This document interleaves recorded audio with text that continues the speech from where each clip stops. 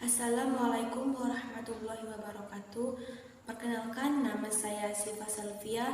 Saya dari Prodi PGMI semester 1. Di sini saya akan mempresentasikan hasil PowerPoint saya yang berjudul Konsep-konsep dasar psikologi pendidikan. Konsep-konsep dasar psikologi terbagi menjadi 5, yaitu yang pertama, pengertian psikologi pendidikan, yang kedua, hubungan psikologi dengan pendidik, yang ketiga, sejarah dan tokoh-tokoh psikologi pendidik, yang keempat, kontribusi psikologi pendidik dan praktek pendidikan, yang kelima, metode-metode dalam psikologi pendidikan. A. Pengertian psikologi pendidikan. Psikologi pendidikan merupakan cabang dari psikologi yang khusus yang mempelajari perilaku manusia dalam konteks pendidikan. Yang kedua, psikologi pendidikan merupakan psikologi khusus. Dan yang ketiga, psikologi pendidikan merupakan psikologi terapan yang diterapkan untuk memecahkan masalah-masalah psikologi dalam praktek pendidikan. B. Hubungan psikologi dengan pendidik. Yang pertama, memiliki, berarti membantu peserta didik agar dapat berkembang secara optimis. Yang kedua, peserta didik merupakan makhluk bio atau psiko atau sosial atau spiritual. Aspek psikologi tidak dapat diabaikan dalam proses pendidikan. Pendidikan dilakukan dengan landasan psikologi, solo, akurat, dan teologis.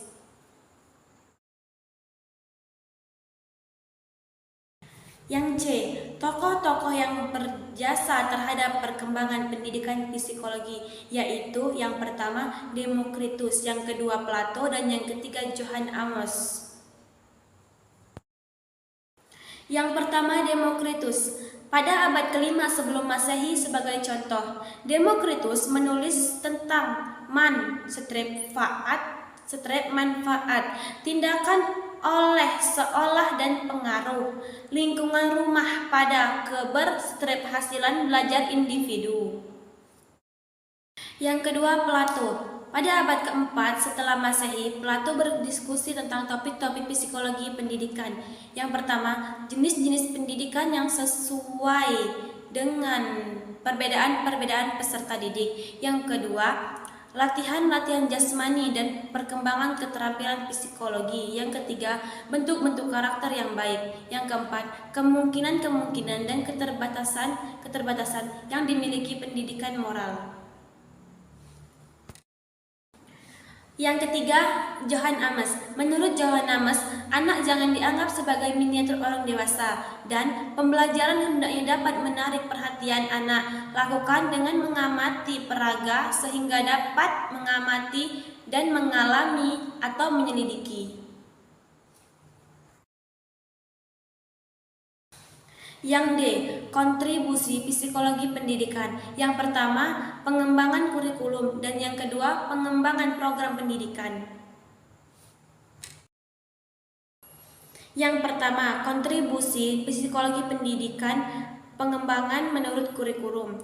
Kurikulum adalah seperangkat pengalaman belajar yang direncanakan dan dilaksanakan baik di dalam maupun di luar sekolah untuk mencapai tujuan pendidik. Yang kedua, pengembangan kurikulum dilakukan dengan mempertimbangkan aspek-aspek sebagai berikut. Yang pertama, karakteristik psikologi peserta didik. Yang kedua, kemampuan peserta didik untuk melakukan sesuatu dalam berbagai konteks. Dan yang ketiga, penyusun buku ajaran dilaksanakan pada segi-segi psikologi pendidikan.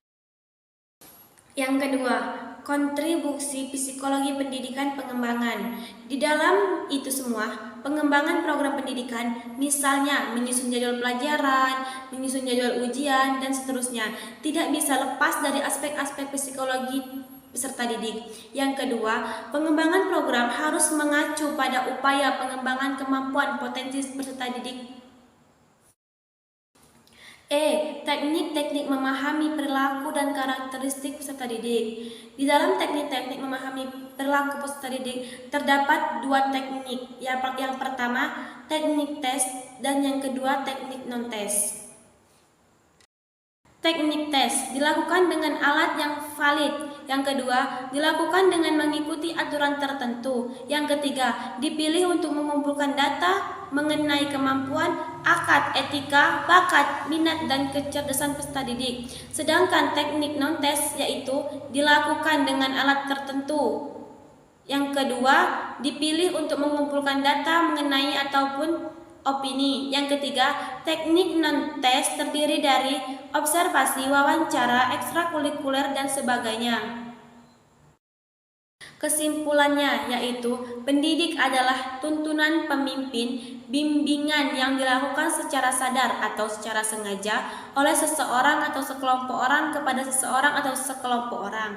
Yang kedua, tuntunan pemimpin dan bimbingan tersebut dilakukan dengan maksud membantu perkembangan si pendidik ke arah tujuan yang tertentu. Yang ketiga, bahwa kegiatan pendidikan, interaksi pendidik peserta didik dapat terjadi di dalam maupun di luar sekolah. Mungkin cukup sekian presentasi dari saya. Saya ucapkan terima kasih. Wallahul muwaffiq ila aqwamit thoriq. Wassalamualaikum warahmatullahi wabarakatuh. Thank you. Sampai jumpa di tugas selanjutnya.